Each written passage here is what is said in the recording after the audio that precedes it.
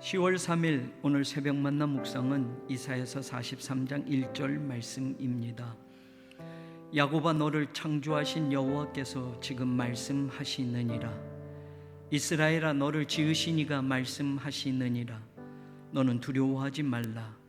내가 너를 구속하였고 내가 너를 지명하여 불렀나니 너는 내 것이라.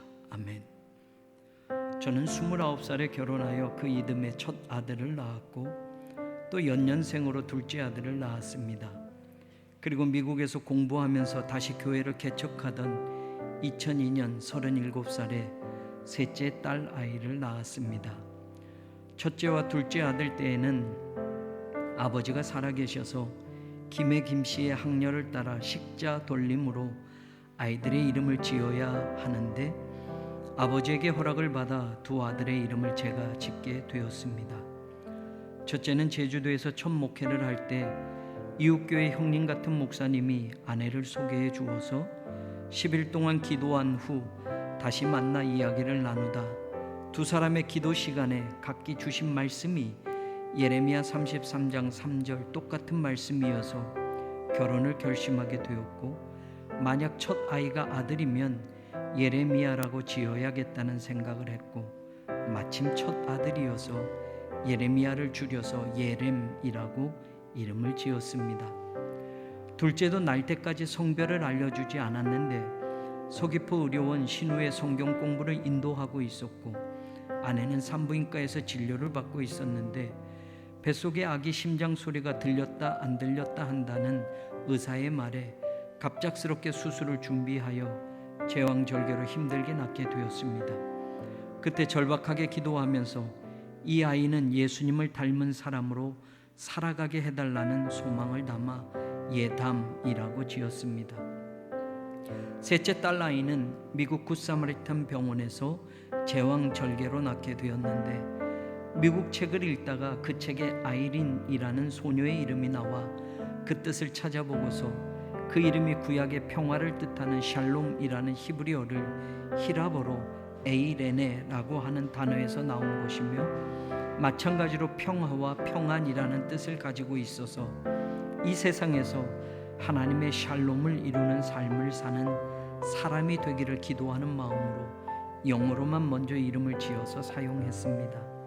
그리고 나중에 한국에 호적을 올리게 될 때 미국식 발음에 어울리는 한국 이름으로 에린이라고 지었고, 한자어까지 사랑애와 이웃인으로 지어 하나님의 샬롬 평화를 이루는 삶과 예수님의 사랑으로 이웃을 사랑하는 사람이 되라는 뜻을 더하여 딸의 이름을 오빠들은 없는 한자 이름까지 지어주게 되었습니다. 하나님은 이사야 선지자를 통해서 당신의 백성들을 야곱이라고 부르고 이스라엘이라 부르고 계십니다. 그러면서 내가 너를 지명하여 불렀나니 너는 내 것이라고 선언해 주십니다. 이때 지명하다라는 뜻이 이름을 짓다라는 뜻입니다. 하나님이 이름을 지어서 그 이름을 불러주시면서 너는 내 것이라고 말씀하십니다. 내가 너를 창조하였고 지었으며 구속하였다. 내가 너의 이름까지 지어 그 이름을 부르고 있으니 두려워하지 말라. 너는 내 것이다. 내가 책임져 주겠다. 확인시켜 주고 계십니다. 시편 147편 4절에서 시편 기자는 그가 별들의 수요를 세시고 그것들을 다 이름대로 부르시는 도다라고 찬양하고 있습니다. 하늘의 그 수많은 별들의 수요를 하나님은 세시고 또 그 이름대로 별들을 불러주신다는 것입니다. 호주 국립대학의 천문학자들의 연구에 의하면 하늘의 별은 지구에 있는 사막과 해변의 모래보다 10배나 더 많은 7 곱하기 10의 22승계 7조 곱하기 100억 개라고 합니다.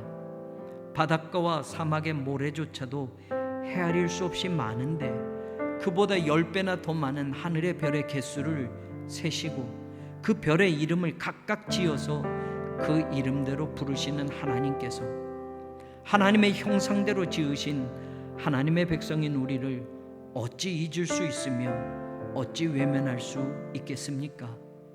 내가 너를 지명하여 불렀나니 너는 내 것이라. 이 한마디만 우리가 붙들고 살아가도 두려울 것이 없을 겁니다. 걱정하고 염려할 것이 없을 겁니다. 이 말씀에는 하나님의 은혜와 돌보심과 구속하심과 능력 주심이 모두 담겨 있기 때문입니다. 이 아침 내 이름을 불러주시며 너는 내 것이라고 말씀하시는 하나님을 바라봅니다. 그리고 하나님이 나의 소망이며 나의 능력임을 고백해 봅니다. 네, 하나님, 저의 전부를 하나님 것으로 삼아 주소서.